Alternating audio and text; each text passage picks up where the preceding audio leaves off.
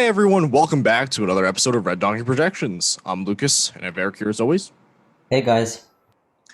And today we actually have a very special video, and this is a hypothetical scenario. If in 2018, the Senate elections, if Brett Kavanaugh was never nominated to the Supreme Court, in this scenario, we're saying that Stephen Breyer, it's not Stephen Breyer, wow, wrong name, Anthony Kennedy did not retire, and instead he stayed on the court. Brett Kavanaugh was never nominated, and therefore the hearings never happened. What would the Senate elections have looked like?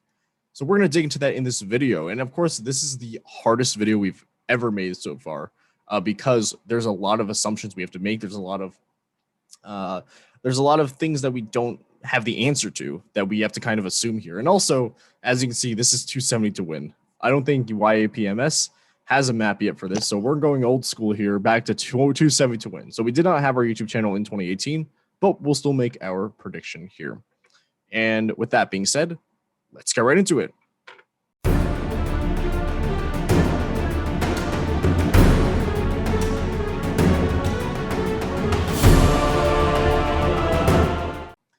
So this map right here is the final election results of the 2018 Senate election. So the big flips were Nevada and Arizona flipped from red to blue.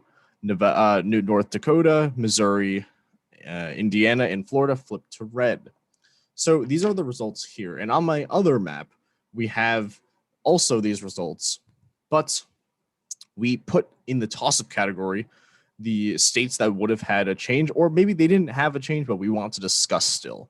The rest of the states, to save some time, we already filled in without any discussion of them, although we could quickly mention Jackie Rosen here. I think the margin still would have stayed in a lean regardless of what happened if, Brett Kavanaugh never got nominated. But I guess we could start discussing some of the biggest changes here on this map. So I guess I'll start here with Kirsten in Arizona. I don't think there would have been a change had Kavanaugh not been nominated. And this is strongly because Kirsten already presented herself as this very strong blue dog candidate. Martha McSally was this very big Trump supporting candidate. And we've already seen the suburbs of Arizona shifting, the traditionally conservative suburbs swinging more and more to the left because they are turned off by Donald Trump. Martha McSally running such a pro-Trump campaign ended up hurting her a lot here. And as a result, I don't think that, if the Kavanaugh hearings didn't happen, maybe Kirsten would have been helped a little bit and maybe got a little more Republican support. But at the end of the day, I don't think it would have had much impact. And that's because people were already turned off by Donald Trump. They were already, not supporting Martha McSally that much.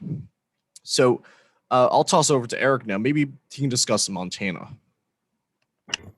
Yeah, so in Montana we have John Tester, and John Tester actually won this state in a pretty significant margin.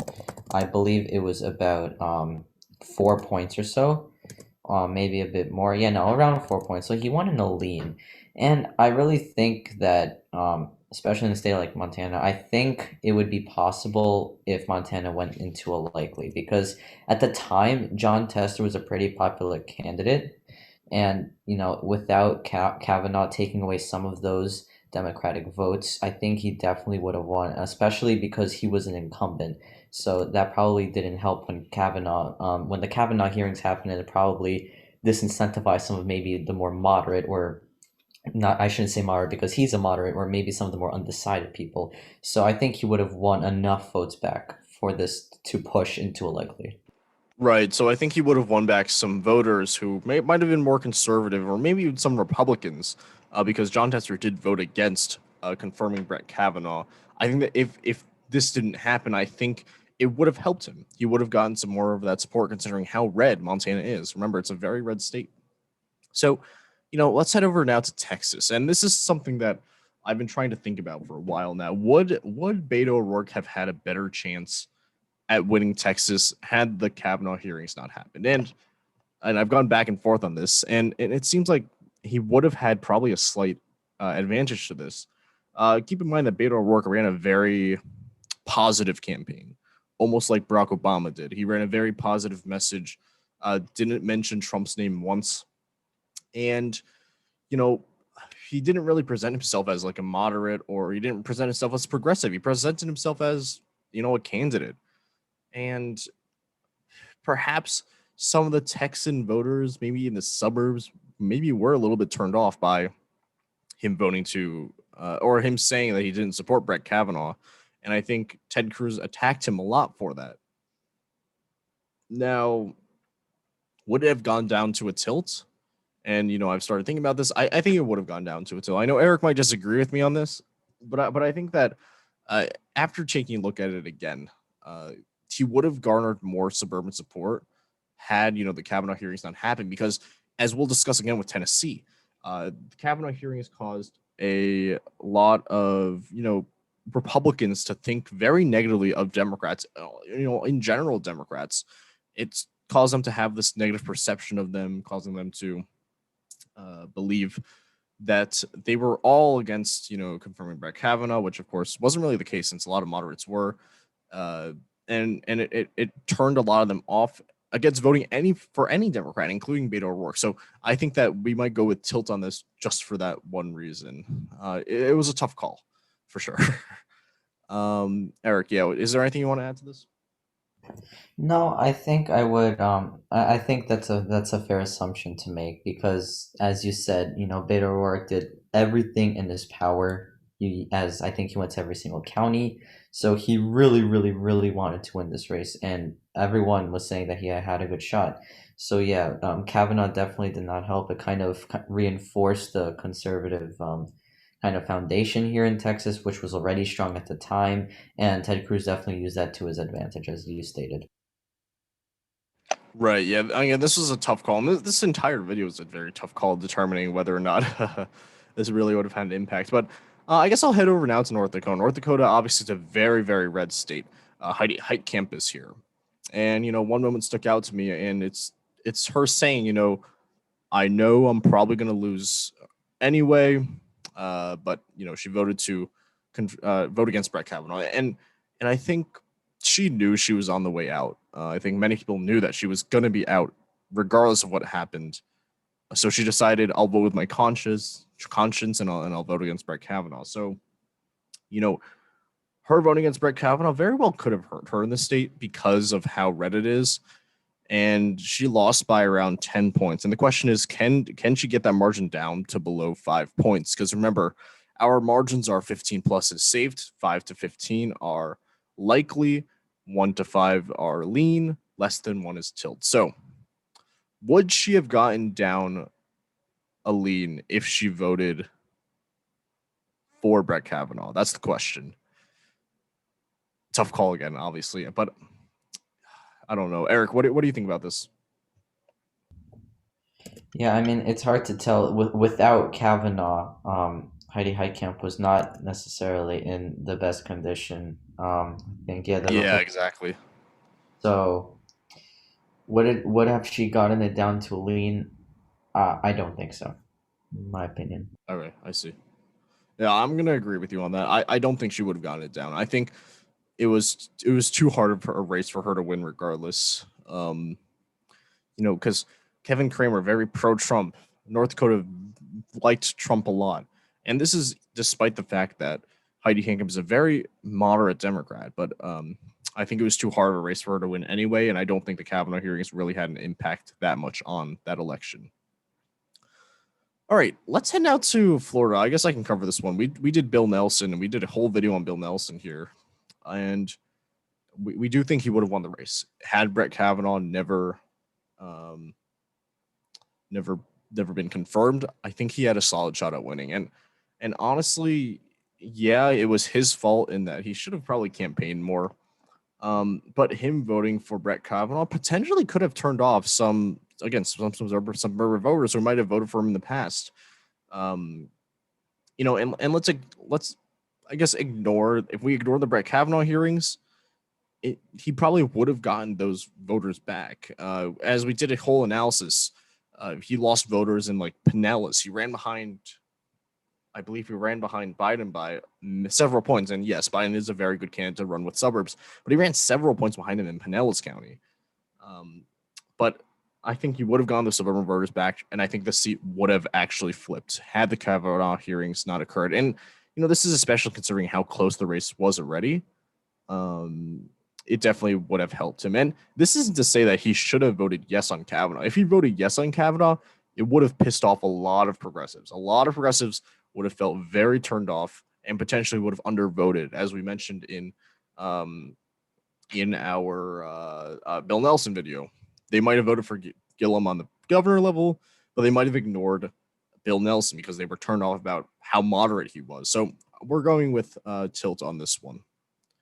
Eric, why don't you head over now to Joe Manchin? So I really think that in West Virginia, especially because everyone knows it's a very, very conservative state, one of the most in the nation.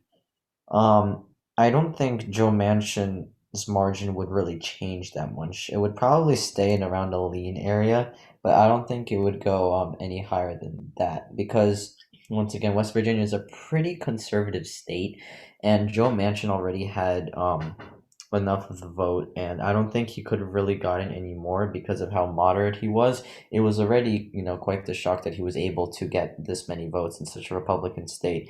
But I think the lack of a Kavanaugh hearing would change anything, and also for the fact that he voted to nominate Kavanaugh, I think would not really change anything for that matter. Yeah, I agree. I don't think much would have changed. Maybe it could have hurt him a little bit if they saw, oh, you're not being conservative enough, but or being conservative enough. But he voted like 60% of the time with Trump anyway, so I think he probably would have been fine with the reelection campaign. Had he voted yes on Kavanaugh, no on Kavanaugh, that would be an interesting story. We can cover it later because that's really debatable on what really could have happened there. But for now, we're going to keep it the same. I guess, I can take Missouri and Eric can take Indiana. So Missouri first. This is Claire McCaskill. Claire McCaskill, also very moderate, ran against Josh Hawley. Now, of course, a very well-known and infamous name. But would the margin have changed? Tough call again. Claire McCaskill won by around 6 points, I believe, with no third-party candidate. That was different in Indiana.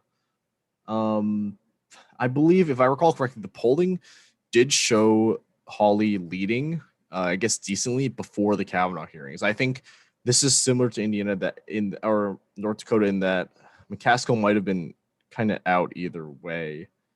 But I think potentially it could have gotten the margin down a little bit. So I'm going to go with the lean here. And that's because Missouri is more of a moderate state compared to a state like North Dakota. Its approval rating of Donald Trump was less than it was in North Dakota, obviously, because of how much less conservative it is. So because of that, we think that Claire McCaskill would have gotten the margin down to maybe 3 or 4 points. Because remember, she voted yes on Kavanaugh, turned off conservative voters, and there was a lot of attack ads against her. So I think she would have gotten the margin down eventually.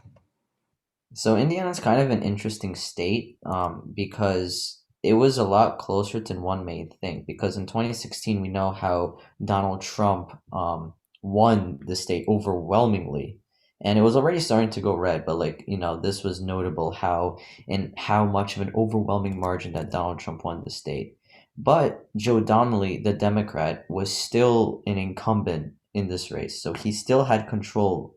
So there was this Democratic incumbent in an increasing Republican state. And everyone knew that was going to be a very close race. And I think the Kavanaugh hearings really tipped it over the edge. And what ended up happening is that Mike Braun ended up winning in around the 6% margin. Would it have remained in Joe Donnelly's favor if Kavanaugh didn't happen? I really don't think so. The margin would definitely be a lot smaller. I would probably say a tilt to the Republican side. That makes the most logical sense because before we have 6 points, so that's a likely, and already from a likely to a tilt is quite a significant jump. But I really don't think it would be a very close race, but I do not think that Donnelly would still keep his seat here because of just the increasing Republican foundation that was arising in Indiana. Yeah, I think I would agree with you on that. I think that the problem with Joe Donnelly was that it was Kavanaugh. A lot of it was Kavanaugh. Before the Kavanaugh hearings, we saw many polls showing him up, actually. Not as much as Phil Bredesen. We'll get to that later. But many polls did show him, up. He wasn't a very popular figure, but it did look like he was going to beat Mike Braun. But of course, the polling was quite wrong in the end anyway. But the other thing to remember is, unlike in Missouri and in Indiana, there was a third-party candidate running, a libertarian named Lucy Brenton. We'll actually make a video on Indiana later with Joe Donnelly in the 2018 series. But if Joe Donnelly, didn't have the Kavanaugh hearings to deal with, I completely agree with you. I think that the margin would have gone down. I think it might have turned off some voters because of how red Indiana was. So I agree with you on the tilt rating. And finally, Tennessee. We made a whole video on this, did a whole research thing on this, and I still kind of go back and forth on this. So just to recap, Phil Bredesen, very popular, very moderate governor, former Democratic governor of the state of Tennessee, very well-known name. Even Marsha Blackburn was scared of him. He was a good candidate to run, I think. He was very well-known. And again, the problem here was Tennessee's partisanship. And the fact that, Phil Bredesen being well-known, we saw the benefits of that in the very beginning. He was up in so many polls in the beginning. And it's funny now that I say this, I'm not going to call people out by name, but, I was seeing many channels kind of saying, oh, yeah, Phil Bredesen's going to win. Phil Bredesen's going to win. And I don't blame them because they made those videos before the Kavanaugh hearings. Many predictors, many polls, many indicators, everything pointed to a Phil Bredesen victory. And, obviously that changed, took a very strong turn after the Bredesen trial, Bredesen hearings. And we saw Marsha Blackburn towards the election gaining ground, continuously gaining ground, to the point where she won by 10.2. Now, I personally do believe that the Brett Kavanaugh hearings would have had the greatest impact on the state of Tennessee. And looking at the initial polling, there were pretty high undecided numbers. And that's why I don't think Bredesen would have won the state. I don't think that would have been possible, but I think it would have went to a tilt. I think the margin would have cut down significantly had Phil Bredesen not had to deal with, the Kavanaugh hearings. And, even though Phil Bredesen came out against Democrats saying that he would have supported Brett Kavanaugh, the big picture here is many people in Tennessee, many conservative Republicans in Tennessee, obviously many of them are in Tennessee, viewed the handling of the Washington Democrats in the trial as being, and they connected that to Phil Bredesen. That ended up very much hurting his campaign, which resulted in him obviously losing in a landslide. So what do we take away from this? I think the margin would have been cut down significantly if he wasn't tied to those, Democrats who are incumbents in the first place, because that's what really shifted a lot of Republicans in Tennessee away from Phil Bredesen. Is there anything else to add on that, Eric? No, not necessarily on that point, but just let's look at this general overview. So what do we have? We have 52 to 48. Republicans would have still retained their majority after these midterms, but instead of it being 53 to 45, it would be 52 to 48. So there would definitely have been a decrease in Republican majority. Would have that changed some of Donald Trump's attempts at passing legislation? Not, I'm not really sure on that. Probably not. But it could have gone a lot better for the Democrats had not this controversial hearing for this justice had occurred. And we can see in the pattern here that we mainly talked about red states for a reason. It's because that's where many of these people view these hearings as controversial, I guess we could say. But in many blue states, many people agreed with the handling of the hearings, and we really didn't discuss that much because a lot of those states were not battlegrounds.